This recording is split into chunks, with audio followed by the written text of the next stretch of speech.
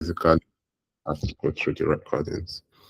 So welcome everyone to today's class. We are still on understanding Rust structs in Rust.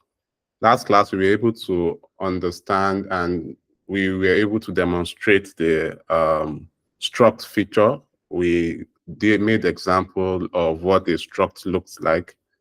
We explained different types of structs, even created instances. We showed how we can access the different instances of the struct that was created. Then we moved on to how we could build a struct using a function. We explained how we could create dynamic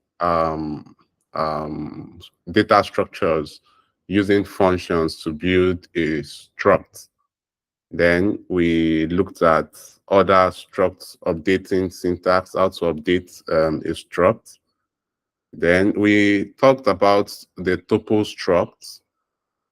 We got to explain that the tuple struct basically is a type of struct that doesn't have name fields. So unlike the name field type of struct, it's just like a tuple, which basically just takes in the data type into the tuple.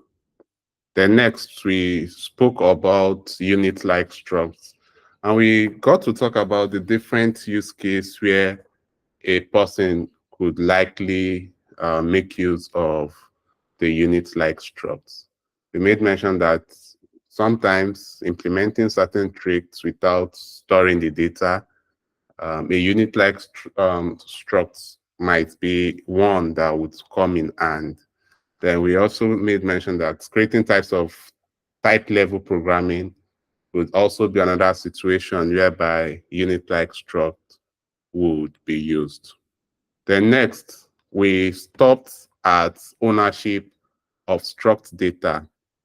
And at this particular part, we were able to understand that each struct own their own data.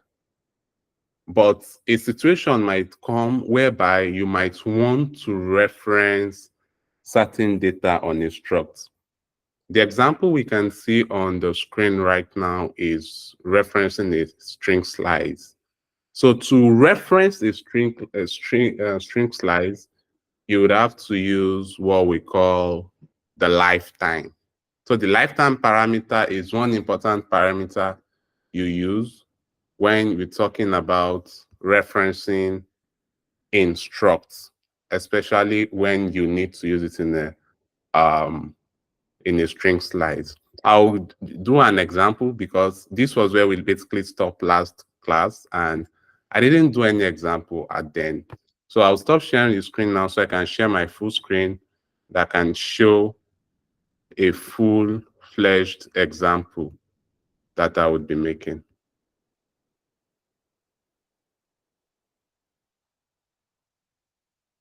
So here is a full-fledged example. So I actually basically created it earlier. I named it string structs. So for these string structs, I would make a situation whereby I would remove the lifetime parameter. And instead, I would just want to make it like this. Okay, I think I used it up here. And for that, I would remove this. I would remove this. So give me a second, please. I want to quickly attend to something. Something came up.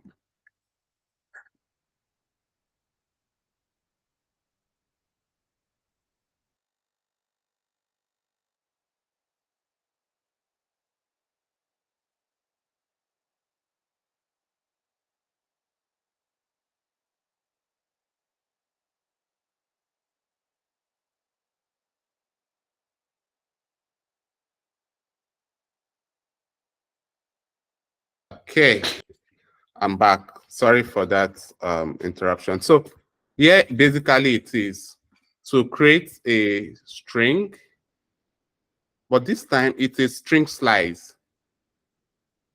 What if I do not want to take ownership of this string slice? I want to basically use it as a reference. Normally, the way we write it is to add the reference in front of it by adding this. But then if we do this, what happens? We get a compiler error. It says missing lifetime specifier. What does this mean? This means that a particular struct always owns its own data. But then when you are now using it as a reference, certain problems might come up whereby the original pointer, which the original variable holding the main data, which it is referencing to, might no longer hold that data. How then can we specify that the lifetime of that data has been lost? This situation is where we now make use of the lifetime. And making use of the lifetime, you have to add the lifetime here. So basically, so adding this from previous class, I explained what this lifetime, adding it up here, what it means. And I also explained how important it is to have it. It looks like a generic, although we have not gotten to the class where we will talk about generics, but this is basically what it looks like. So coming back to our slide, using reference requires lifetime parameters, and that's exactly what we have just done. Implications for memory management and lifetime. Yeah. So struct with lifetime parameter is used when struct fields are references. And that's exactly what I've just explained. A string slice is basically a reference. It's referencing when you're trying to reference probably a string and you are splitting or slicing that string, just like the example we have below here. The example says it's a novel. It's declaring a novel as a variable, and then it's passing in this value, call me Ishmael, some years ago. So it's passing this string as the value for the novel. But then you are using a split to get the first sentence, call me Ishmael. In this particular case, what call me Ishmael becomes is no longer a string. Rather, it becomes a string slice. And in this case, when you are passing in the string slice to this particular struct, important except, what you do is to pass the reference. And in this case, passing the reference would mean you have to pass it as a lifetime. And that's exactly why you need the lifetime parameter.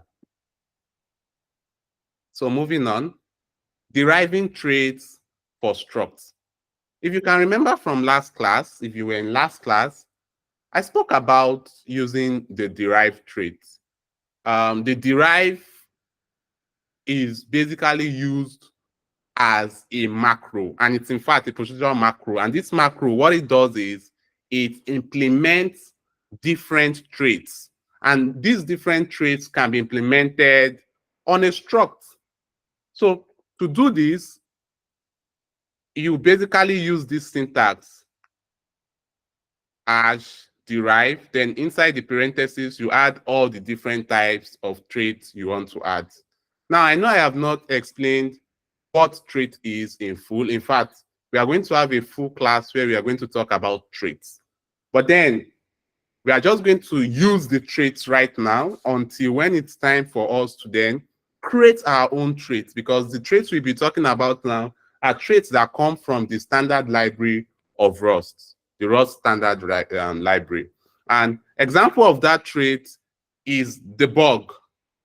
Debug is basically a very important trait because this trait allows you to basically print your struct. Just to be clear that everyone is still following, okay? This trait basically allows you to print whatever is in your struct out. And that's exactly why I did not touch it the last time. If you remember from last class, I said we are not going to print everything in the struct at a time because it's missing something. And what is missing is what we'll be talking about today. That's the debug trait. So I'm going to go back to this example. I'm going to pick one of the examples I have created before. I'm going to use user2. So I'm going to comment all of this from here down. I'm going to comment it out just so we can make it easier to read. So this time, I want to print out user2. I'll call it, this is user2 details. Okay. So I'm going to print it out. To print it out, I'll add this in front of it. Then I would make call to the user2. Now, in this case, we are going to have an error. Why do we have this compiler error? This is because the user data does not implement debug. And that's exactly what we were talking about when we were looking at the debug trait. So the debug trait is basically a particular trait you use in printing to the console a struct. And in this particular case, we have not added the debug trait to this user data struct. And that is exactly why we are having this compiler error. So to solve the problem, we come here, we add the debug trait. And now that we have added the debug trait, notice that the compiler error is gone. And at this particular point, we can basically print out this data, user2 data. And so if we console.log this, if we console.log this, if we can go run this, if we can go run this, then we should have the user2 data. Can you see? This is user2 details, and we have it printed to the console. And that's exactly what it is, basically. We are able to print out the user2 data after we have added the debug trait. Another interesting trait we can use for the struct is the clone and copy trait. The clone and copy trait is basically a trait that allows you to clone a particular struct. So in this particular case, imagine we want to create another user. Now, remember from last class, I'll call this user 5 because we basically have user 4 down here. So I'll call it user 5. So imagine you want to have user 2 data. You want to clone it because user 2 data is probably identical to user 5 data. You can basically reclone these into user 5. But notice that we would have a compiler error. I would use the .clone trait on it. Why do we have this problem? It says no method named clone found for struct user data. And this is because in the current scope, items for trait can only be used if the trait is implemented. And in this particular case, we do not have the clone trait implemented. And so to add a clone trait to this, we basically add clone. I usually like adding clone and copy together. Okay, but this is not working. So we just work with the clone traits. So in this case, we can basically clone the full structure of user2, and we can clone it into user 5. This is another good trait that is basically used for struct. Does anyone have any question at this particular time before I proceed? Does anyone have any question? If there are no questions, I would proceed. So that is another trait used. Another interesting trait that can be used for struct is the partial equal and equal trait. The partial equal and equal trait is a type of trait that is used to check for a particular struct, to equate it with another struct if they are equal. That's for the equal trait. Now, for the partial trait, it checks if it is partially equal. And just from the name, the trait allows you for equality comparison. And so that's another trait you can use on the struct. So to do that, you basically add, okay, we are still on this. You basically add partial, partial equal, or partial, or equal, I mean. So I would remove all of this. I don't want this. I don't want this. So imagine you wanted to compare two structs together. So you wanted to compare user 1 and user 2. This trait comes in handy. I would click on it and check. So can you see it's a macro that has been embedded as a trait to check if one is greater than the other or if both are equal. And looking at this CMP, it should remind you of the class we had when we were able to talk about the game. When we programmed the game, we used this ordering from the standard library to compare the score, the secret number and the user number. And that is exactly a particular trait that ordering uses, and that's the equal and partial equal trait. So moving on, just to be sure that I'm together with everyone. Okay, yeah. So moving on, the method syntax, defining method. Functions defined in the context of a struct is basically the method syntax. What does this mean? This means that you are able to create functions that are associated to a particular struct. So in this particular case, you are creating a struct and then implementing that struct. A particular class from some times back, one person asked me if we could regard Rust programming language as a type of language that is object-oriented. My answer to that is yes, we could call it that. And this is, in fact, one of the reasons. When we talk of object-oriented programming, you talk of programming languages that implement classes, and with these classes, you're able to create methods in this class that is associated to it. And this is exactly the same way it works in the Rust programming language. Although this time, what you are doing is you are implementing the traits. You are implementing the struct in this particular case. You can implement a trait too. You are implementing the struct in this particular case. So that means that you have a struct and you want certain methods, functions, to be associated with this struct. And to do that, you are going to create a structure and then use the keyword implement. So you, just like the example you can see on your screen, implement rectangle. Rectangle in this case is the structure.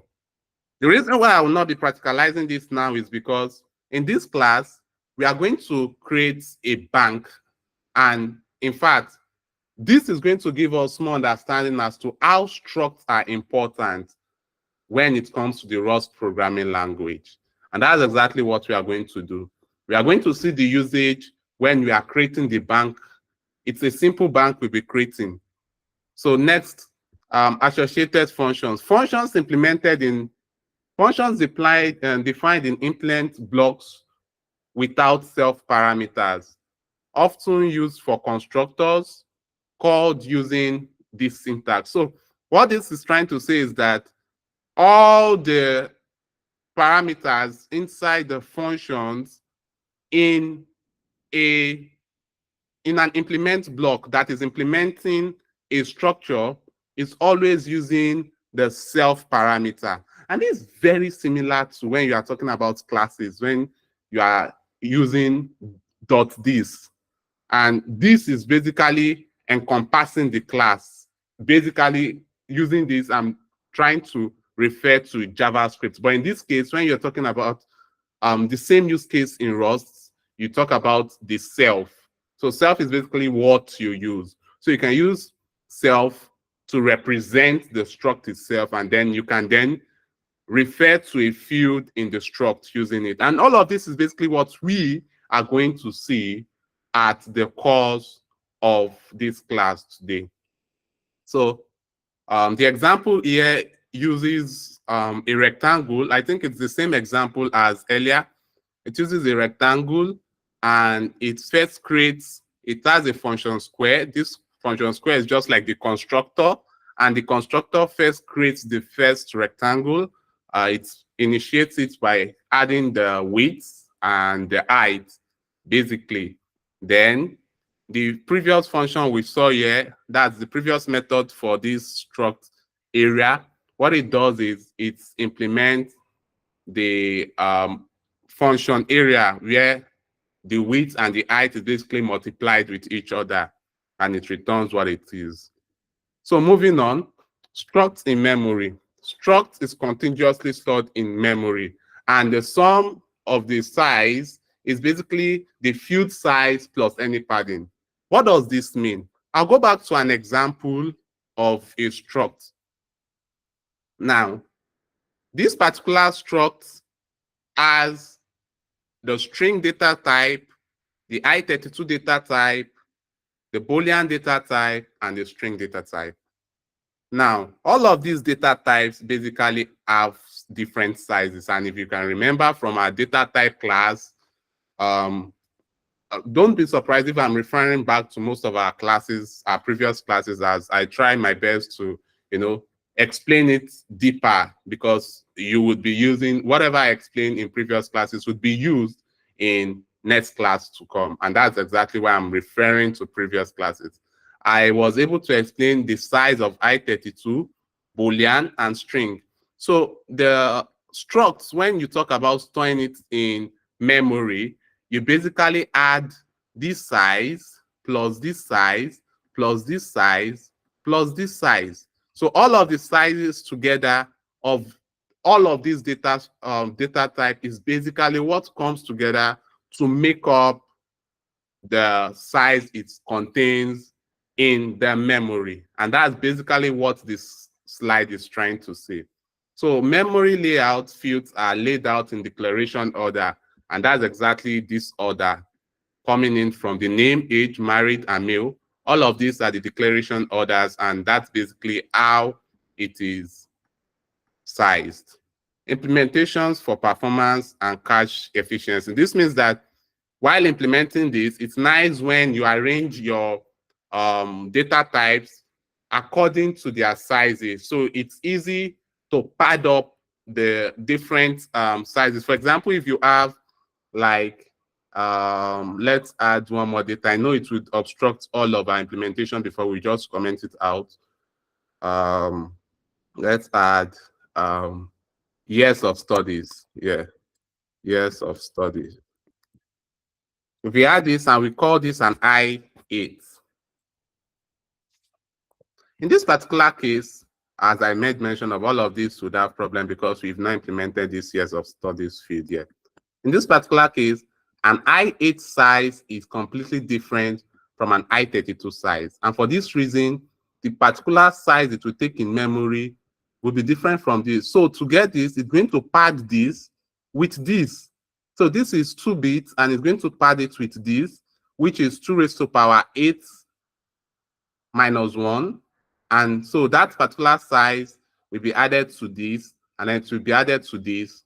Then it all makes up the size in memory.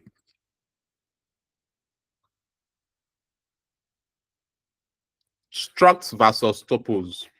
Our previous class, basically, we explained what structs are, and then from other classes, we spoke about tuples. So then what are the differences? why should you use structs in this scenario? Why shouldn't you use tuples? First of all, struct has named field for clarity. Just like what we have here, this data, user data, it's clear that the first field is a name, the next one age, marital status, and male. This is literally clear. All of this is because the struct has all of these fields clear. Then the next one is structs can have methods, and that's what we've previously spoken about, having a struct to implement certain methods for it to look like an object-oriented programming. And then it can have more verbose syntax. That is, you can have so many complicated data together in a struct. What that means is that you can have a struct embedded in a struct, embedded in a vec. So that means that it doesn't have a fixed size. You can have a struct that embeds more than 4 structs simultaneously. So it doesn't have a constraint size, unlike a tuple. First, a tuple has anonymous fields. So the fields of the tuple does not have field name. Rather, all it has is the data types. Then it has a concise syntax. So it's just parentheses together with the data type. You cannot add, although you can have tuples inside a tuple, but you cannot have complicated structs inside a tuple. It's not easy to have it like that. Unlike the struct where you can have so many things attached to the struct. It's also limited to simple groupings. So the thing is, I'm not saying tuples is better than struct or struct is better than tuples, but understanding the advantage would help you understand best where to use each one of them. Does anyone have any question at this point? Does anyone have any question at this point? No questions, sir. Okay, thank you. So if there are no questions, I would proceed. So structs in practice, building a rectangle program. So what you can see is basically a crude way of approach. Now, why I would just explain this example from the slides, because I said that today we'll be building a bank app. It's not going to be a sophisticated one. It's just going to be a simple one, which we can just experiment how important structs and implementing it can be. For this example, the problem is calculate areas of rectangles. So the normal way you could declare the width, you could declare the height, then you could create a function that basically calculates the width and the height.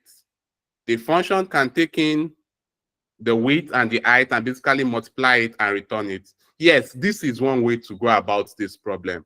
But is there a better approach to this?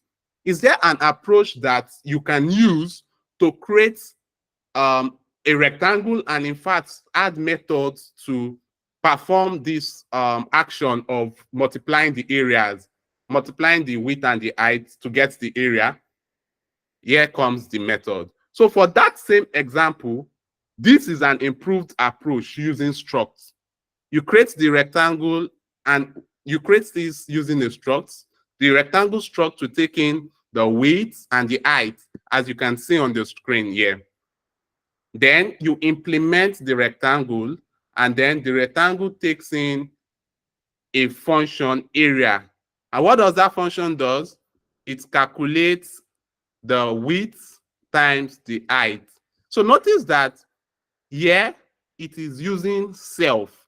And if you remember what I said some minutes back, I said that you identify the struct itself by using self. And using self, you can get the fields from the struct.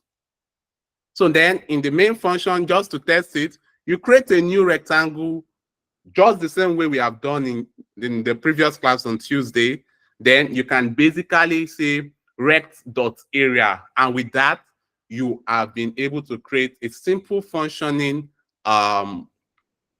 simple program that basically can create different rectangles and return the area. And with this, you can keep adding more methods to it, circumference and all of that. You can even create a method to start the rectangle itself instead of having to manually create the rectangle like this. you can have an init or new function or new method to do that. And so that's basically it. So best practices with structs, useful names for structs and field, group related data into structs, improvement methods for behaviors closely tied to the struct, use derived traits when appropriate. So don't just use traits anyhow. Use it when it's appropriate.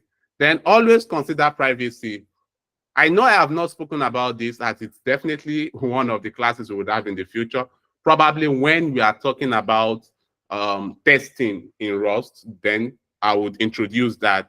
Understanding how your program can be private in one file, and then how you can expose the file to be public to other files inside the same file structure. In that class, we would also be looking at what creating a file structure looks like. Is there a question? I think I heard a sound. Okay. If there are no questions, I would proceed. So documenting your struct and methods with comments. All of this is what we'll be seeing in a future class. But now, before we move into the simple bank program that I said we'll be having, does anyone have any question up to this point from what we have discussed earlier? Does anyone have any question? So I would basically go back to explaining it. I don't have any, sir. Okay, great. So we'll be moving on to the bank app that we made mention that we'll be creating. So this is clustered up already. And for that reason, I created this down so we would not waste time creating it. So this is what we'll be using to create our bank app. So I would remove this and then we have it clean. So first of all, bank app, a simple bank app, or let's call it simple bank program. What are the things? Notice I've spoken about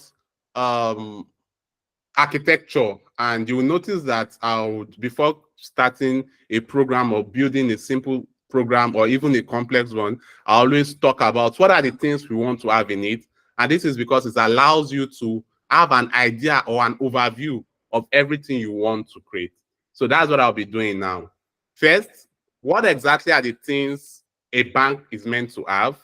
We are going to talk about it. A bank is meant to have bank necessity.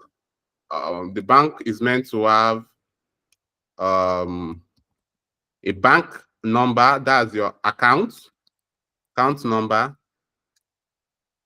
It's meant to have an account number. It's meant to have name. Then one important thing it's meant to have is a balance. So the bank is meant to have an account number, a name, and then you are meant to have your balance. That's one feature of the bank program we'll be creating now. The account, it's meant to have an account name, the person's name, and then the balance. Then what are the things you want to be able to do in a bank?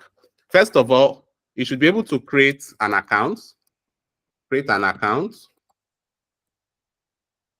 That's one thing the bank should be able to do. It should then also be able to deposit.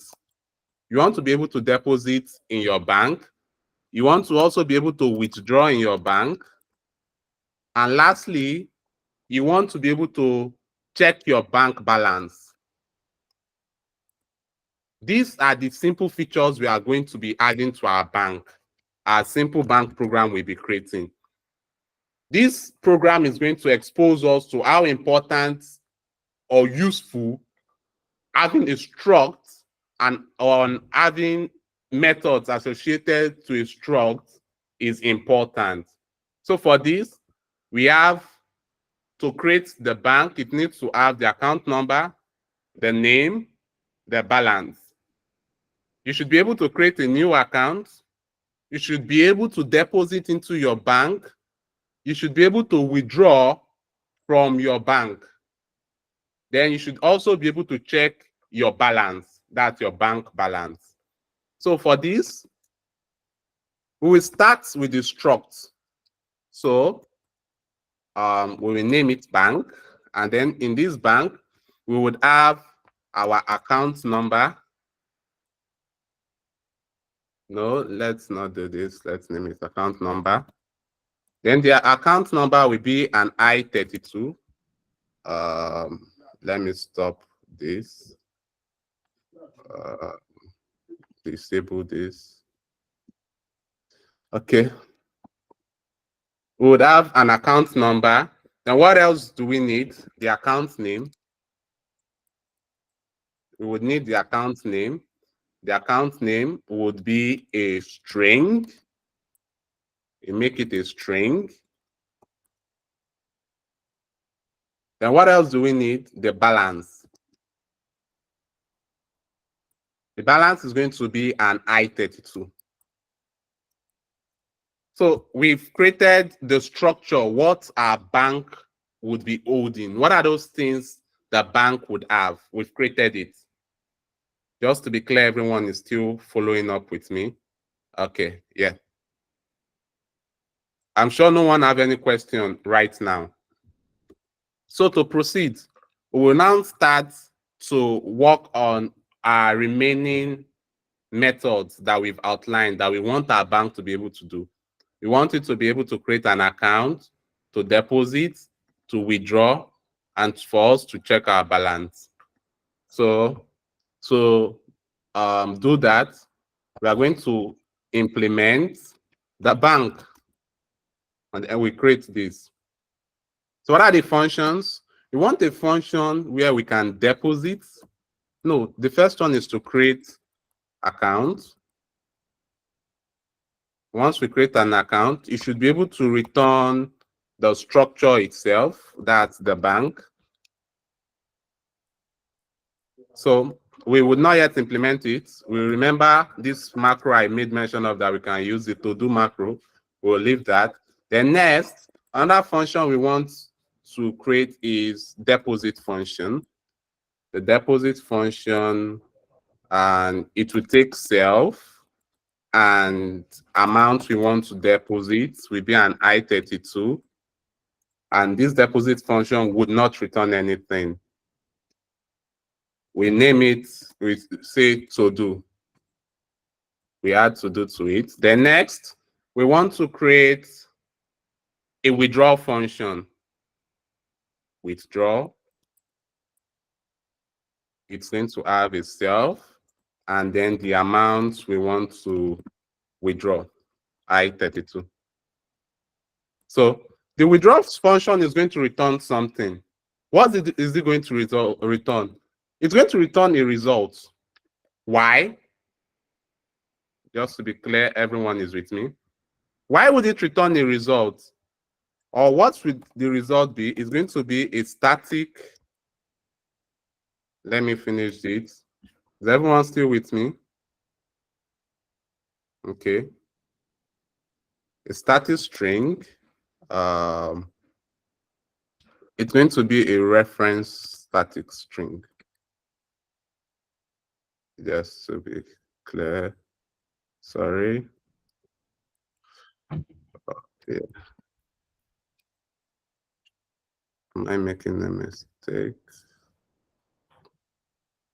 Okay, yeah. Sorry.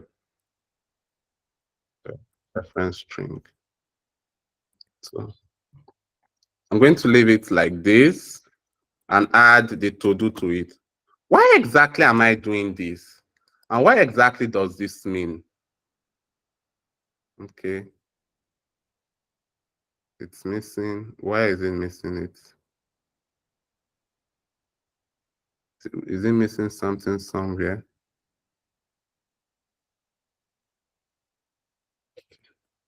This is meant to be here. Yeah. Static string. Okay, perfect. We are going to comment this so we don't have a compiler error. Yeah. So why exactly am I using this static string?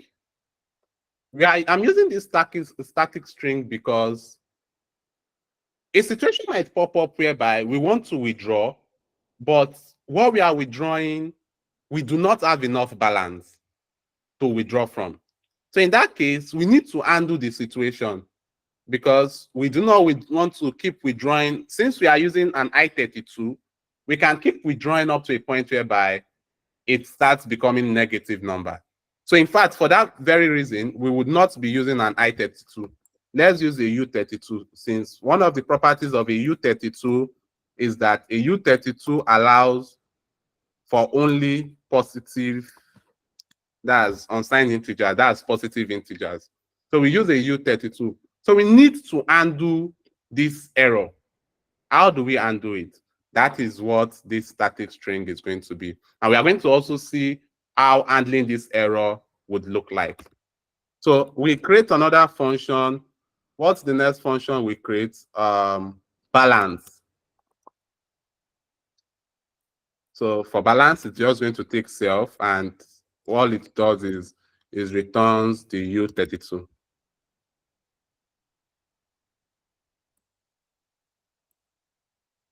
So for this, I'll name it to do.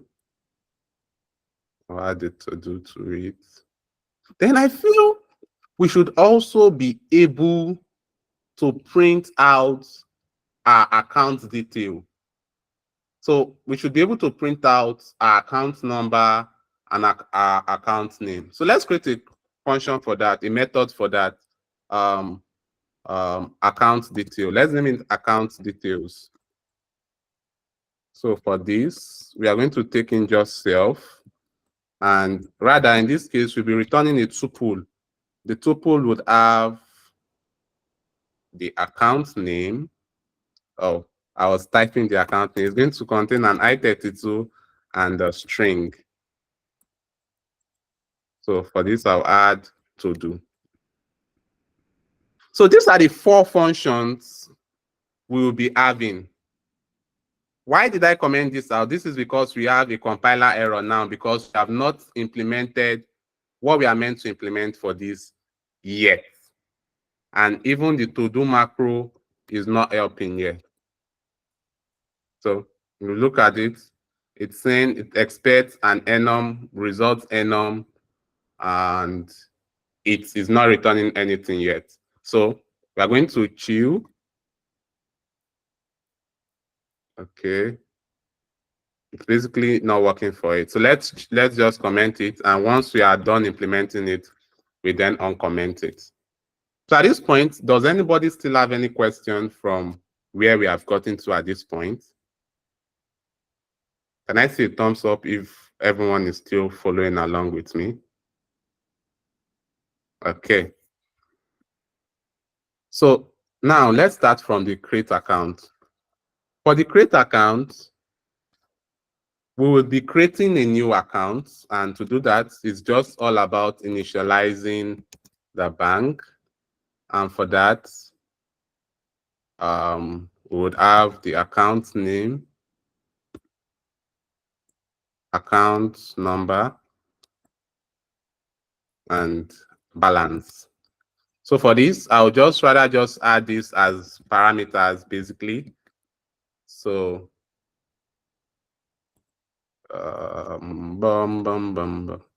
account name, account, let me just copy them so we can be fast. Account number and balance.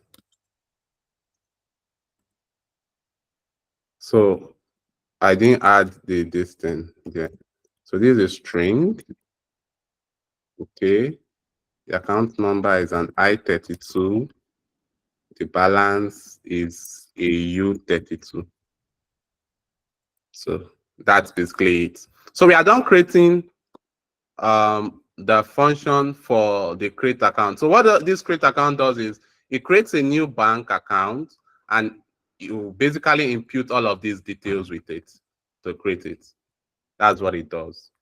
So we move on to the next function, deposit. Our deposit function is going to be all about, like I said, it's going to be a simple one. We use self.balance plus equal to amount. the amount we are depositing.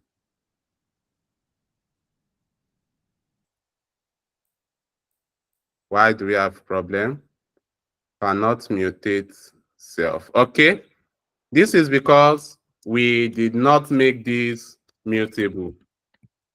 So now we've made it mutable. So before you can update this, you have to make it mutable. You have to make this struct mutable. So we need to add that for others that needs to be mutable. So with this, we've created a method to deposit, and depositing literally increases the balance. So we are done with that. Now moving on to the withdrawal function. For the withdrawal function, we want to withdraw. So let's start by saying if we want to check if the amount we want to withdraw is less than how much we have there. If it is less than it, yes, we can withdraw. But if it is not less than it, we should print out error. So if it is less, okay, if self, okay, first of all, let's add this. Let's make it mutable. Okay. So now if self dot balance is greater than or equal to amount, then what do? You say self dot balance minus equal amount. Then you do this, then you add your okay, then else you add an error. What's the error? Balance low.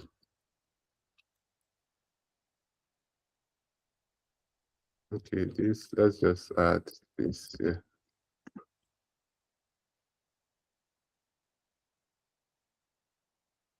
So let's paste this and make it look better.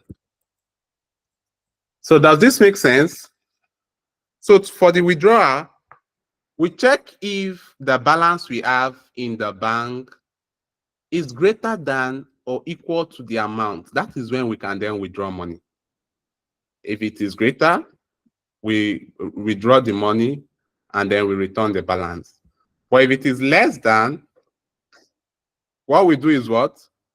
We return an error. What's the error? The error is basically this static string that we added here. The error says balance low. So that's the error we would return. Now, for the function balance basically does something. It returns the balance. And that's all. Now, account details, we want to return the account name and the account balance. So for that, we say self dot account name, no, account number first, then self dot account name.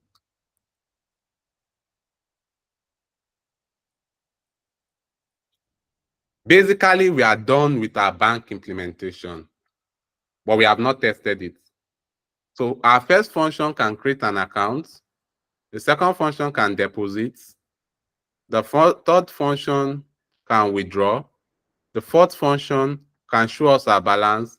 And the last function can show us our account details. So does anyone have any question at this point based on everything we have just discussed, based on the creation of the methods? Okay, no questions. Okay, you have the question. You can unmute. Ayo, I want to ask. Hello, are you hearing me? Yes. Okay, with these various functions you've shown to us now, um, can we implement them um, couple with a React built um, solution? Let's say now, okay, you have a React built or how do you integrate these functions now, or these contracts? How do you integrate them into the front end? I think I've asked similar question before. So how do you now bring them into the front end for the user to be able to call these various functions, and they will respond? Thank you. Very great question. Now, here's the idea. What I've just created is not yet a smart contract. This is not Soroban smart contract. What I've created is using the basic Rust program to just create a simple program that runs on its own. Obviously, if you are creating a smart contract, it will definitely have this interface, as it is the same thing you are trying to do, the same Rust you are using, just that it has its own framework, which is Soroban. But in that particular case, you have to use the Soroban Stellar SDK. So the Stellar SDK allows you to interact with your smart contracts. Unfortunately, this program would not be including a session where front end will be built and then deployed smart contracts would be interacted or connected to the front end. Unfortunately, that would not be happening during this semester. But the next semester that will be coming up, that is going to be part of the program. But then for you to integrate this, after you are done with writing your smart contract, what you do next is to use the SDK. So if you go to the Stellar documentation,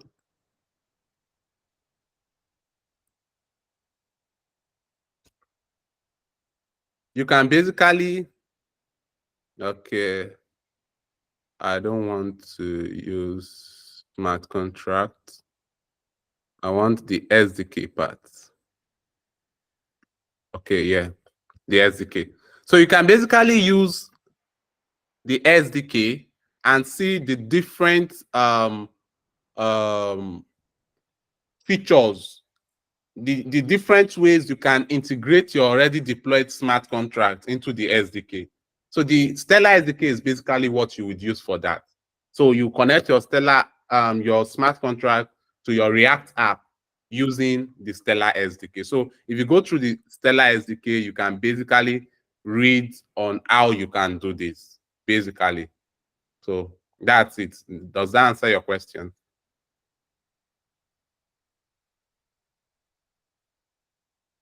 Does that justify your question? Yeah, I think I get the point. But okay, now that you develop this with the Rust now, how Okay. can it interact with the Stellar? Because this is just a program or a language now that you just developed, which is the normal functions, the various functions being developed using your the Rust programming language. So my question now is, how can this function now interact with the Stellar protocol? I'm very sorry, I came in late too. I don't know, so maybe I may have skipped where you said some of these things. But looking at the what you just developed, that's why I'm asking this. So how can these functions now, creating accounts, withdraw, and all that, how can it be done on the Stellar protocol, or interacting with the Stellar protocol? Thank you. Yes, you are correct. That's what I've just said now. You can interact it using the Stellar SDK. The Stellar SDK, basically, you can use it to interact with your deployed smart contract. So your Soroban smart contract is written in Rust. Yes, it's written this way. Then you can then deploy the Soroban smart contract and interact with it with Rust, with your React app. I understand that, just like I said, we might not, because of the time constraints, we might not be, building a React app and then deploying Soroban contract and doing the full interaction. We might not be doing that. But during the next semester, I'm very sure that will be part of the program. But notwithstanding, at your own time, you can go through the Stellar SDK, and then on the Stellar SDK, you can basically create your interaction. So the interaction is literally integrating your smart contract, which is this something like this Trust app, and then integrating it with your React front end. So that's just basically it. That's basically it. So All right, it's okay. Thank you. Yeah. Our I said time is fast thank you. spent. So Thank you let's so much. yeah. You're welcome. You are welcome. Our time is fast spent. So let's quickly test our methods that we've created for this bank. First, we want to test the create bank. Um, let's call it IO accounts. IO accounts. For IO accounts, we say bank, then we do this, create account. For the account name, I would say it's a string, so we use string from, then we name it Ayomide. Then account number, let's say the account number is 12345. Then the balance can start with a 0. So when you create the account, the balance is a 0. So right now, we can print this account. You can say new created account is account details is, notice that we won't be able to print this. And why? That's something we've spoken about earlier. That's because this does not implement the debug trait. It does not implement this, the debug trait. So you have to use this. So I'll just copy it and paste here. So pasting it now, the compiler error is gone. With this, if we can go run,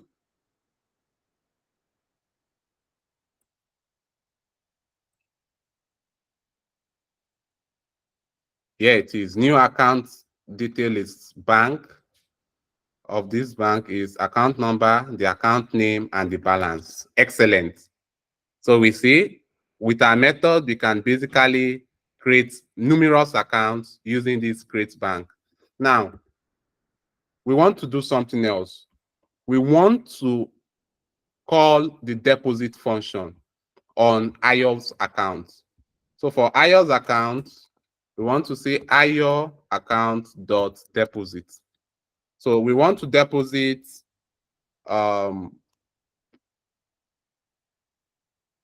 let's say 10,000 US dollars.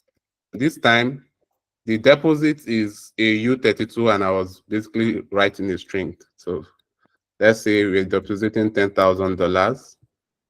And so for that, why is it bringing a compiler error? This is because this is not mutable. So we make it mutable. So now we've made it mutable, and then with this, we can deposit into IO's account. So we are going to print if it actually deposited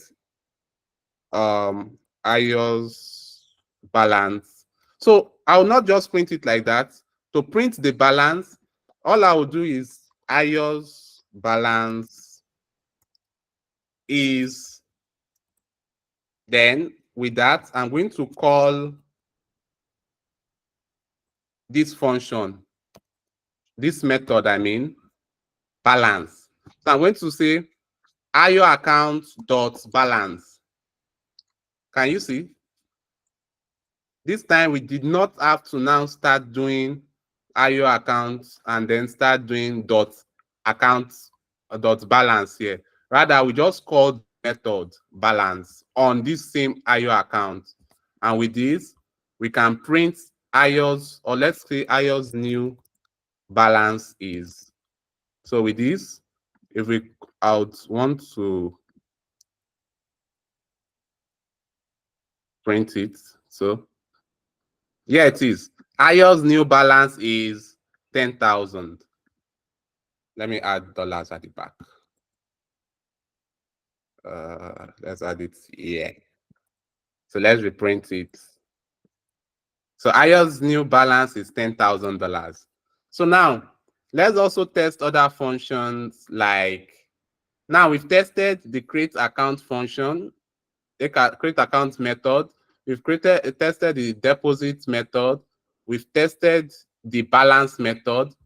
Let's test the withdraw method. Now, at this particular point, we want to withdraw an amount from Ayo. Ayo account dot withdraw. Withdraw amount. How much do we want to withdraw? This time we want to withdraw $3,000. So we've called the withdraw function. So let's print how much will be in Ayo's balance after we've withdrawn. Say Ayo's, let's say Ayo's new balance after first withdrawal is, let's add the dollar sign, and then we're going to call this method again, balance, Ayo account dot balance method, and then we're going to console log it. Is there a problem? What's the problem? Borrow of moved value, Ayo account. Very good. So for this case, we're going to do dot clone dot withdraw.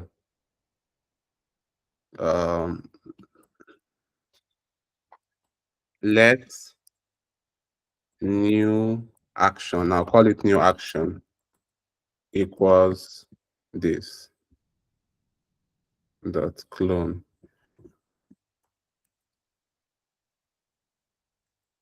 Okay, so new action, what is the problem? Borrow of moved value. Okay, let's do this. Okay, in fact, let's do this. Let's revert this back. Let's remove this. Let's not use dot clone for this. Let's use the withdrawal. We are withdrawing $3,000, right? So yeah. So since we are withdrawing $3,000, so Ayo's new balance after first withdrawal, we should expect $7,000 coming to us. Excellent. So Ayo's new balance after first withdrawal is $7,000. So we can see it's $7,000. So we have used the create account, the deposit, the withdraw, and the balance. In fact, if you have to be very realistic, Ogatsky is very correct when he spoke about smart contract, because in creating a smart contract that has to do with token, you can have, you will definitely have the function deposit, the function withdraw, function balance, allowance, and all of those kind of functions that are relatively close to something we have just done. And so the implementation to creating a token, it's completely not so far different, although you then have to implement certain guard and action to it, which we did not implement to this. So at your own time, you can recreate these, but then add more features to it. Feature whereby you can transfer to another person and also ensure that you are depositing from somewhere to somewhere. And so that's basically it. So this comes to the end of our implementation for the bank. So does anybody have any question at this point? Coxie? Sir, please, can I see the code again? Okay. It's starting. Okay, yeah. So What part of it do you have question? Sorry, from the create balance. I want to see the side of it.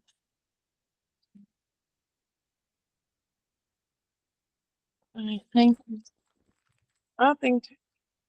Okay, wait. You Okay. used clone. No, the clone parts you used for that. What part? The clone aspect. I Oh, think that was I in didn't, the main block. yeah, I didn't use it eventually. It was not wise for me to use clone there. I was using it because the value, the account, the IO account has been used here. And so I wanted to reclone it and then reuse it, but that was not wise to do. Instead, I commented it out. That's remembering the rule of ownership. So I didn't want to use the clone. Rather, I just wanted to keep using the same variable. So I commented Okay. this out, this printing of IO's balance here. So I printed the new balance here. Okay, what about the one you use on static something? Let me see that one again. Yeah. So this static, I used it for the error. Remember the value when I was explaining to withdraw. When withdrawing, we don't want you to withdraw more than you have. So we want to ensure that if the balance he has is greater than or equal to the amount you want to withdraw, yes, you can withdraw. But if not, return this error, balance low. And for balance low, it's literally a static string. It is static string slice. And that's exactly what I implemented here. Awesome. Thank you. Yeah. So So, very well. when you're using a struct, you must use implement for a struct, and any function that's inside the implement is that like the function that's going to work. Is it? I think I've seen Exactly. something whereby I've seen something Okay. whereby like they created a function outside the implement box. Like I don't know why it's like that though. Like something, and that Remember, function was yes, outside. yes. Look, going back to this example, look at this particular example. You can Yeah. create the width and the height and then create a normal function outside. In fact, for this particular bank, we can create a normal function outside of it. You understand? This normal function can be an helper function. Maybe it's a function that adds two numbers together, or it's a function that checks the modulus of a number, a function that does an operation. We can have it as an helper function.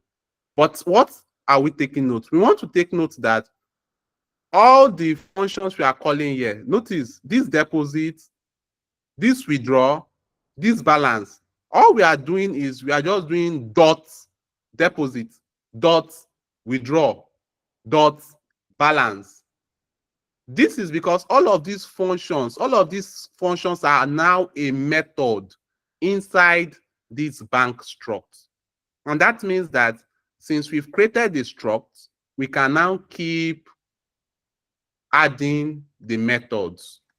But a function that is outside this implement block, we cannot use it like this. You cannot say, now let's say we created function add. The function add takes a I32, B I32, and it returns an I32. All it does is it adds A and B. And this function add, we cannot say we want to call this function. So if we say, let's comment this, and then we come here and we say IO account dot add. What will it say? Let's add the parameters. That's the argument in this case. It will bring up an error. No method add found for the struct bank. This is because add is not inside this implement. You understand? It is outside. But this add can be used inside this function. It can be used as an helper function inside this function or any other function, any other method for it. So does that make sense? Yes, sir, it does. It does. Thank you. Yeah. So this is how we come to the end of our class for today. And I look forward to having everyone next week. So there's an assignment that should be done by everyone. I sent the assignment to Dana Nomad, and she should share this assignment with everyone later on, and it will be posted on the Notion page. I'll also drop the assignment in the Discord group. So if you're unable to solve the assignment will basically be everything we've discussed today, but then creating it on a bigger scale, creating a library, actually. Library that have set of books, and then books having titles. That's where you see we are using a struct inside a vector, and the vector is inside another struct. That kind of implementation. So I added a little guide in the assignment to help. So if there are any questions, no problem. If you can solve it, fine. If you can't, then we would see the solution on Monday. The solution will basically be what we will be dealing with on Monday. So once again, I'll stop sharing my screen now. And thank you very much, everyone, for the time. And see you, everyone, on Monday.